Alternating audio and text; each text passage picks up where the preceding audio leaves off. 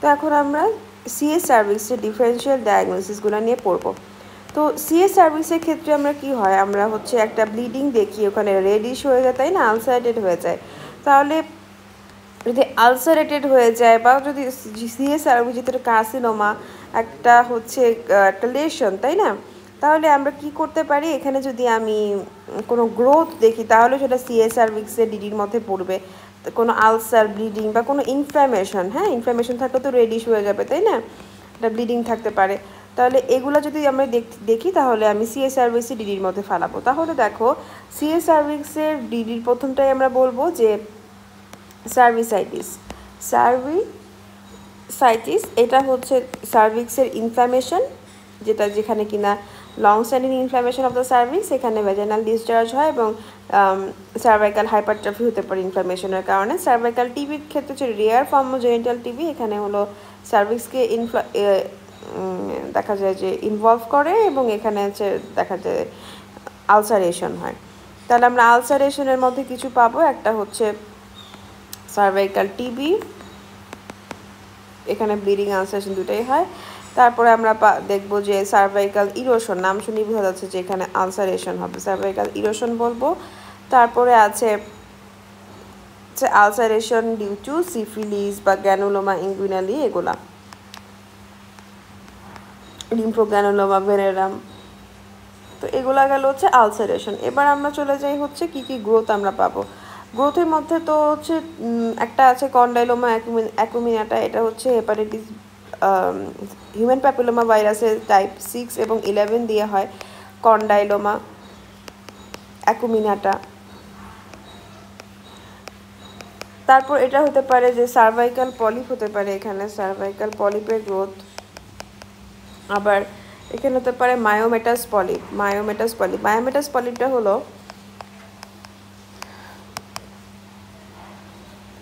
যে সাবমিউকাস যে ফাইব্রয়েড আছে লিওমায়োমা, এটা সার্ভিক্স দিয়ে প্রোট্রুড করে যদি বের হয়ে যায়, মানে লিওমায়োমা যদি সার্ভিক্স দিয়ে প্রোট্রুড করে বের হয়ে যায় তখন সেটাকে বলা হয়ে থাকে মায়োমেটাস পলিপ। আর সার্ভাইকাল পলিপ তো একটা benign growth of the cervical মিউকাসে, সেটা হচ্ছে সার্ভাইকাল পলিপ। তাহলে আরেকটা হতে পারে সেটা ভ্যাজিনাল গ্রোথ হতে পারে। ভ্যাজিনাল গ্রোথটা হলো যদি দেখে মনে হয় যে সার্ভিক্স থেকে আসছে, এটা হতে পারে।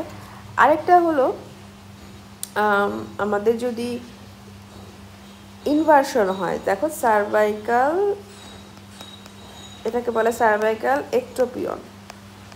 এটা বোঝানো হয়েছে যে অনেক সময় দেখা যায় যে যদি এন্ডোসার্ভাইকাল মিউকোসাটা একটোসার্ভাইকাল মিউকোসার দিকে চলে আসে, ইভার্সন হয়ে যায়, তখন একটা গ্রোথের মতো দেখা যায় বা দেখে মনে হয় যে একটা সার্ভাইকাল ক্যান্সারের অ্যাপিয়ারেন্সের মতো রেডিশ দেখা যায়, যেহেতু এন্ডোসার্ভিক্সটা হলো একটোসার্ভিক্সের দিকে চলে আসছে। তো এই যে সার্ভাইকাল একটোপিয়ন বা যে ইভার্সন, এটাও হলো ডিফারেন্সিয়াল ডায়াগনোসিসের মধ্যে পড়বে।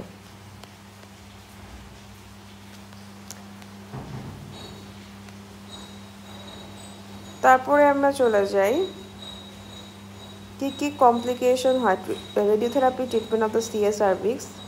What are the complication of the radiotherapy treatment of the treatment of the CS cervix?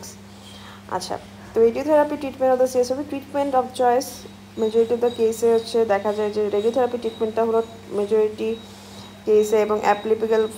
রেডিওথেরাপিটা আমরা জানি যে সব স্টেজে অ্যাপ্লিকেবল ফর অল স্টেজেস।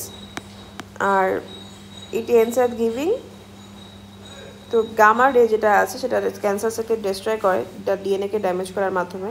তো ডোজটা calculated to kill the tumour cell, যেখানে আশেপাশে যাতে যে টিস্যুগুলো আছে সেগুলোকে লেস হার্ম করে, যাতে এই যে ক্যান্সার সেলগুলোকে ধ্বংস করতে পারে, সেভাবে রেডিওথেরাপিটা দেওয়া হয়।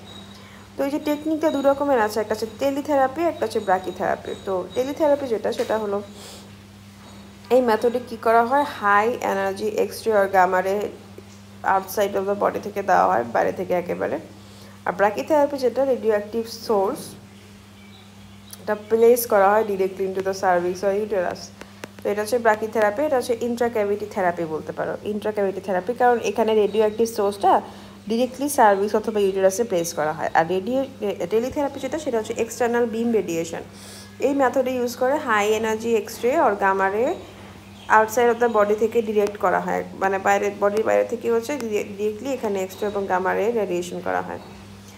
তো কি প্রি রিকুইজিটস আছে? Anaemia and PID are to be excluded. তো পোর অক্সিজেনেশন যদি থাকে অ্যানিমিয়ার কারণে, তাহলে কিন্তু তার রেডিও সেন্সিটিভিটি কমে যাবে। ইভেন যদি পিআইডি থাকে, রেডিয়েশনের কারণে ইনফেকশনটা আরও ওরসেন হতে পারে এবং ইনফ্লামেশনটাও আরও ওরসেন হতে পারে, কমপ্লিকেশনটা বেড়ে যাবে। তো আমাদের এর আগে কি ইনভেস্টিগেশন করে নিতে হবে? আমাদের হিমোগ্লোবিন লেভেল, তারপর ডাব্লিউবিসি কাউন্ট, মানে ইনফেকশন কতখানি আছে সেটা জানার জন্য, এবং প্লাটিলেট কাউন্টটা বেশি থাকতে হবে যাতে ব্লিডিং বা কোনো ফার্দার কমপ্লিকেশন না হয়। তো এবার দেখে নিই যে আলটিমেটলি কী কমপ্লিকেশন হয় রেডিওথেরাপির জন্য। ফার্স্টে আমরা দেখব যে ট্রিটমেন্টের জাস্ট কিছু পরেই শর্টলি আফটার ট্রিটমেন্ট এগুলো দেখা যায়, যেমন এখানে inflammation of the intestine, bladder, তারপর হলো bone marrow depression, WBC, RBC এবং হচ্ছে প্লাটিলেট কাউন্ট কমে যাবে। তারপরে আছে হচ্ছে সিগময়েডাইটিস, এটা হচ্ছে inflammation of the rectum and proctosigmoidosis. এটা হচ্ছে প্রোক্টো বলতে বোঝানো হয়েছে এখানে তোমার রেকটাম, এবং সিগময়েড কোলন তো আছে। তো এই দুই জায়গায় যদি ইনফ্লামেশন হয় তাহলে সেটা হবে হচ্ছে প্রোক্টোসিগময়েডোসিস, এবং এই দুই জায়গায় ইনফ্লামেশন হচ্ছে।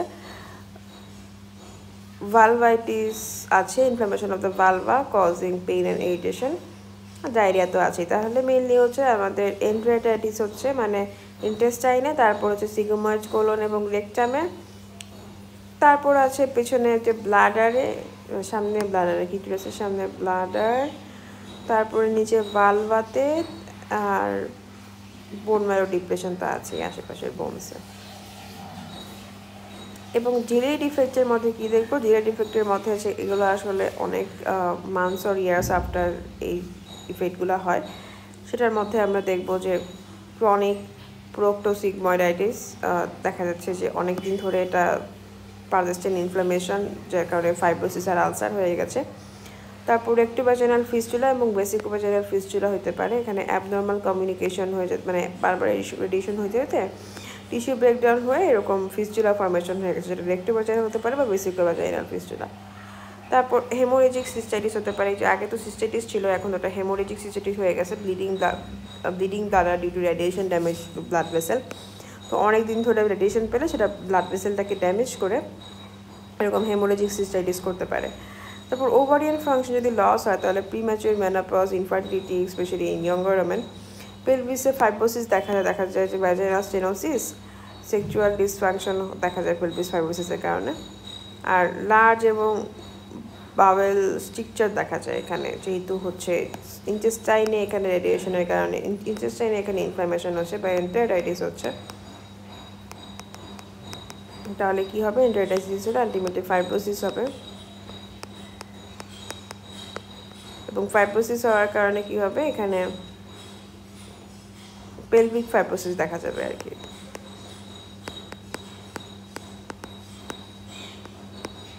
তো loss of ovarian function, premature menopause, infertility. তো ওভারিয়ান ফাংশন যদি লস করে তাহলে মেনোপজে চলে যাবে বা ইনফার্টিলিটিতে চলে যাবে। তো আমরা যে আগের সাইটগুলো দেখেছিলাম ইন্টেস্টাইনে, ভালভাতে, তারপর হচ্ছে ব্লাডারে, এগুলা এদিকেও আছে, জাস্ট এটা একটু অ্যাডভান্স ফর্মে আছে delay ডিফেক্টগুলো। Role of the chemotherapy has not been shown to cure cervical cancer but can cause significant tumor regression. Chemotherapy যেটা করে টিউমারকে হচ্ছে শ্রিঙ্ক হতে সাহায্য করে। যদি রেডিওথেরাপির সাথে এটা দেওয়া হয় তাহলে আমাদের ইফেক্টটা এনহ্যান্স হবে। কেমোথেরাপির জন্য সিসপ্লাটিন, ব্লিওমাইসিন, এগুলো মিথোট্রেক্সিল, এগুলো দেওয়া হয়। Chemotherapy has not been shown to cure cervical cancer but it can cause significant tumour regression করে, এগুলো দেওয়া হয়ে থাকে। Best response rates have been observe with cisplatin, মানে সিসপ্লাটিনটা বেস্ট ভালো কম্বিনেশন। নিউ অ্যাডজাভেন্ট কেমোথেরাপি আছে, এটা হচ্ছে বাল্কি টিউমারটাকে শ্রিঙ্ক করার জন্য, এবং এটা হচ্ছে মোর রেসপন্সিভ টু ফার্দার ট্রিটমেন্ট। তারপর কেমোথেরাপির সাথে রেডিওথেরাপি কনকারেন্টলি ইউজ করা হয়, এবং কনকারেন্টলি ইউজ করে দেখা যাচ্ছে cisplatin is commonly use at a dose chemotherapy along with radiotherapy. Chemotherapy সিসপ্লেটিনের ডোজটা বলা আছে 40 থেকে 50। Follow up of CA cervix. CA সার্ভিক্সের জন্য ফলো আপ কী করতে হবে, যদি 3 মাস ইন্টারভাল ফর ফার্স্ট 3 মাস ইন্টারভাল ফর মাস, আচ্ছা most recurrence happens within first 2 years, তাহলে তখন হচ্ছে আমাদের 3 মাসের পরপর ফলো আপে থাকতে হবে এবং পরবর্তী 5 বছরে 6 মাস পরপর ফলো আপে থাকতে হবে এবং দেন ইয়ারলি ফলো আপে থাকলেই হবে। তার মানে 2 বছর, প্রথম 2 বছর এবং 7 বছর আর কি হচ্ছে মাসে মানে কয়েক মাস পর পর ফলো আপে থাকতে হবে, বাকি বছর প্রতি বছর ফলো আপে থাকলে হবে বাকি বছরগুলোতে, মানে যতদিন বেঁচে আছে। অ্যাট ইচ ফলো আপ পেশেন্টকে হচ্ছে এই সিমটমসের ব্যাপারে আস্ক করতে হবে এবং হচ্ছে পালপেশন করতে হবে তার লিম্ফ নোডগুলোকে। তারপর অ্যাবডোমিনাল আর হচ্ছে রেক্টোভাজাইনাল এক্সামিনেশন করতে হবে, তো পেলভিক রিকারেন্স হয়েছে কিনা। প্যাপসমিয়ারটা দেখতে হবে যে প্যাপসমিয়ারে হলো recurrence or new cervical dysplasia হয়েছে কিনা, আর বায়োপসি দিয়ে সাসপেক্ট করতে হবে। সার্ভাইকাল কার্সিনোমা প্রিভেনশন করার জন্য কি করা লাগবে, প্রিভেনশনের জন্য ফার্স্টে দেখবো যে প্রাইমারি প্রিভেনশন, সেটা হচ্ছে কাদের করতে হবে, এরা হচ্ছে ডিজিজ স্টার্ট হওয়ার আগে এদেরকে প্রিভেন্ট করে দিতে হবে। তো এই যে হচ্ছে প্রাইমারি প্রিভেনশন, হেলথ এডুকেশন দিতে হবে পেশেন্টদেরকে, মানুষদেরকে, জেনারেল মানুষদেরকে, এবং তাদের হাই রিস্ক গ্রুপদের আইডেন্টিফাই করতে হবে, যেমন সেক্সুয়াল অ্যাক্টিভিটি যারা করে বা মাল্টিপল সেক্স পার্টনার বা পোর হাইজিন বা লোয়ার সোসিও ইকোনমিক কন্ডিশনের মানুষদের হচ্ছে তারা হচ্ছে হাই রিস্ক গ্রুপ এবং তাদেরকে আইডেন্টিফাই করতে হবে। এবং prophylactic hepatitis B vaccine human papilloma virus vaccine দিতে হবে, যেটাকে বলা থাকে Cervarix. Use of condom during early intercourse, raising age of marriage and first birth, তাহলে যে আর্লি ম্যারেজ প্রিভেন্ট করতে হবে, মানে রিস্ক ফ্যাক্টরগুলো যেগুলো আমরা পড়ে এসেছি সেগুলোকেই প্রিভেন্ট করার চেষ্টা করতে হবে এবং ফ্যামিলি ইনভিটেশন করতে হবে যাতে হচ্ছে মাল্টিপল সেক্স পার্টনার না থাকে, এবং maintenance of the local hygiene maintenance এবং সেক্সুয়ালি ট্রান্সমিটেড ডিজিজটাকে প্রিভেন্ট করার চেষ্টা করতে হবে। অলসো সেকেন্ডারি প্রিভেনশন হচ্ছে স্ক্রিনিং প্রসিডিউর, তাহলে প্রাইমারি প্রিভেনশন হচ্ছে রিস্ক ফ্যাক্টরগুলোকে দমিয়ে রাখে, ইভেন ভ্যাকসিনেশন, এবং সেকেন্ডারি প্রিভেনশনটা হচ্ছে আমাদের স্ক্রিনিং করতে হবে। স্ক্রিনিং বলতে বোঝানো হচ্ছে যে screening procedure to catch the pre cancerous যেই সমস্ত চেঞ্জেসগুলো আছে সেগুলো আগে থেকেই ধরে ফেলা স্ক্রিনিং করে। তো স্ক্রিনিং প্রসিডিউর একটা হচ্ছে অ্যাপারেন্টলি হেলদি পার্সনের মধ্যে করা হয়ে থাকে এবং যারা আমরা গেস করি যে তারা মেবি ডিজিজটা হারবোর করতেছে বাট তাদের কোনো ক্লিনিক্যাল ম্যানিফেস্টেশন হয়নি, মানে আর্লি চেঞ্জগুলো ডিটেক্ট করার জন্যই আমরা স্ক্রিনটা করে থাকি। তো recent advance in prevention of the CS service, তো এটা হচ্ছে একটা কথায় অ্যান্সার দিলে এটা হচ্ছে হিউম্যান প্যাপিলোমা ভাইরাসের ভ্যাকসিন, যেটাকে বলা থাকে সার্ভারিক্স, এটা হচ্ছে রিসেন্ট অ্যাডভান্স। এবং high risk hepatitis human papilloma virus type, specially human papilloma virus 16 এবং 18, এগুলো হচ্ছে সার্ভাইকাল ক্যান্সারের জন্য মোস্টলি রেসপন্সিবল। তো এই যে সার্ভারিক্স যে ইউজ করা হয় বাইভ্যালেন্ট ভ্যাকসিন, এই যে হিউম্যান প্যাপিলোমা ভাইরাস 16 এবং 18 এগেনস্টে ইউজ করা হয়, এবং ভ্যাকসিনটা রিকমেন্ডেড ফর 9 ইয়ার্স অনওয়ার্ড, মানে before sexual depart, most effective in initial human papilloma virus infection. তো প্রথম দিকে এটা দেওয়া মানে দেখা যাচ্ছে 9 বছরের পরপর আর কি, ঠিক আছে, মানে রিপ্রোডাক্টিভ এজের 10 থেকে 45 বছর। তো it is to be administered in 3টা ডোজে দেওয়া হয়ে থাকে, প্রথমটা এনি টাইম, পরেরটা হচ্ছে 1 মাস পর, এর পরেরটা হচ্ছে গিয়ে তার 6 মাস পর, মানে 016 এই ডোজে দেওয়া হয়ে থাকে, 016 মান্থস। তো এই ডোজ দিয়ে দেওয়া হয়ে থাকে এবং এটা হচ্ছে it should be use ideally before potential exposure to human papilloma virus, এক্সপোজারের আগেই দেওয়া হয়ে থাকে, এবং ওয়ান ইনফেক্টেড উইথ, মানে এক্সপোজারের আগে দিলে ভালো, কজ একবার যদি হিউম্যান প্যাপিলোমা ভাইরাস দিয়ে ইনফেক্টেড হয়ে যায় তখন ভ্যাকসিন দিয়ে আসলে ভাইরাসটা ক্লিয়ার করা সম্ভব হয় না। এরপর আমরা স্ক্রিনিং সম্পর্কে দেখেছি, তারপর প্যাপসমিয়ারে চলে আসি। প্যাপসমিয়ারটা হচ্ছে সাইটোলজিক্যাল টেস্ট যেটি প্রি ক্যান্সারাস ও ক্যান্সারাস যে সার্ভাইকাল সেল আছে সেগুলো ডিটেক্ট করার জন্য এই প্যাপসমিয়ার করা হয়ে থাকে। তো visual inspection of the service, এটা হচ্ছে VIA। এখানে কি করা হয়, এখানে হচ্ছে আমরা দেখব যে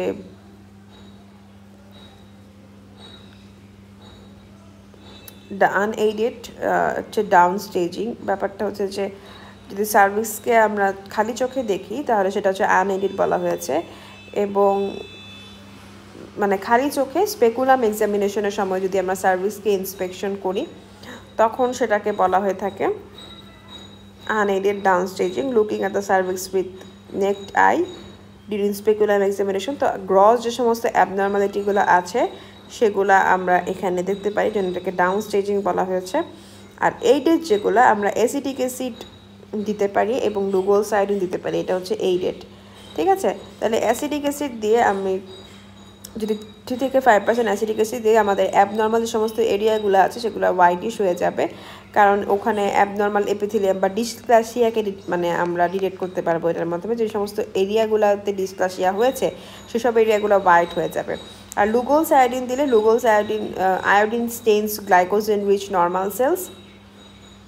আয়োডিন কী করে, গ্লাইকোজেন রিচ নর্মাল সেলগুলোকে স্টেইন করে, এবং সমস্ত ইয়েলো এরিয়া আছে এগুলাকে অ্যাবনর্মাল বা প্রি ক্যান্সারাস সেল আমরা ধরে নেব, মানে নন গ্লাইকোজেন কন্টেনিং সেলগুলোকেই আমরা অ্যাবনর্মাল সেল ধরে নেব এবং এগুলা স্টেইন নেবে না। তাহলে লুগোস আয়োডিন দিলে কি হবে, ওটা যে সমস্ত লুগোস আয়োডিন দিয়ে আমরা যে সমস্ত সেলগুলো স্টেইন নেবে না সেগুলোকে ডিটেক্ট করার চেষ্টা করব। আর অ্যাসিডিক অ্যাসিড দিয়ে যেগুলো স্টেইন নেবে, যেগুলো স্টেইন না আসলে যেগুলো হোয়াইটিশ হবে আরও, সেগুলোকে আমরা বলবো অ্যাবনর্মাল সেল। তারপর কলপোস্কোপি, আমরা যদি সার্ভিক্সকে ম্যাগনিফাই ভিউতে দেখতে পারি কলপোস্কোপি দিয়ে, এটা আছে আমরা লোকালাইজ করতে পারি। তো ডায়াগনোসিস অ্যান্ড ফলো আপের জন্য প্রি ক্যান্সারাস লেশনের ডায়াগনোসিস ফলো আপের জন্য এটা ইম্পর্টেন্ট। তারপর হচ্ছে হিউম্যান প্যাপিলোমা ভাইরাসের দেখা যায় যে মলিকুলার টেস্ট করা হয়ে থাকে হাই রিস্ক স্ট্রেনটাকে ডিটেক্ট করার জন্য। Human papilloma virus DNA testing, এটা more sensitive than Pap smear, can be used for primary screening or along with cytology। তো এবার আমরা চলে আসি importance of the cervical cancer screening. এটা আমরা আগেই প্রিভেনশনের জন্য বা আর্লি ডায়াগনোসিসের জন্য এবং এই যে সার্ভাইকাল ইন্টারএপিথেলিয়াল নিউপ্লাসিয়া এগুলা ডিটেক্ট করার জন্য আমরা এটা ইউজ করতে পারি আগের থেকে। আচ্ছা, তারপরে treatment of this carcinoma cervix with pregnancy. তো প্রেগনেন্সির সময় CS সার্ভিক্সের কীরকম ট্রিটমেন্ট হবে, যদি ফার্স্ট হাফ অফ প্রেগনেন্সিতে আসে তাহলে যদি আমি রেডিয়ান দিই তাহলে ফিটাসটা কিল হয়ে যেতে পারে, এবং সেকেন্ড হাফ অফ প্রেগনেন্সিতে আসলে তখন প্রেগনেন্সিকে টার্মিনেট করতে হবে বাই অ্যাবডোমিনাল হিস্টেরেক্টমি। আর প্রেগনেন্সি যদি অ্যাডভান্স স্টেজে চলে যায় তাহলে আমাদের রেডিওথেরাপিটা কয়েকদিন ডিলে করতে হবে যতদিন না ফিটাসটা হচ্ছে ম্যাচিউর হয়।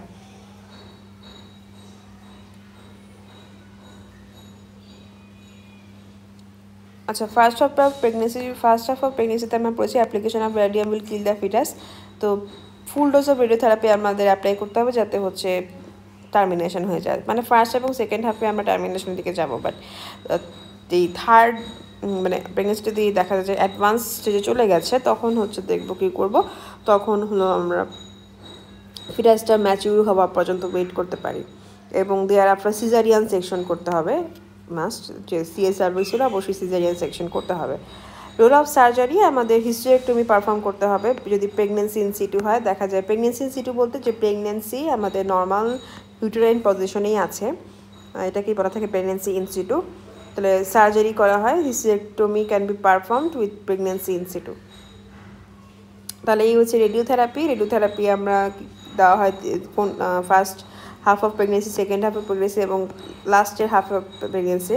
সেখানে আমরা রেডিওথেরাপির রোলটা দেখলাম, এবং রোল অফ সার্জারি যেটা হলো আমরা দেখলাম যে হিস্টেরেক্টমি করি প্রেগনেন্সি ইন সিটু অবস্থায়।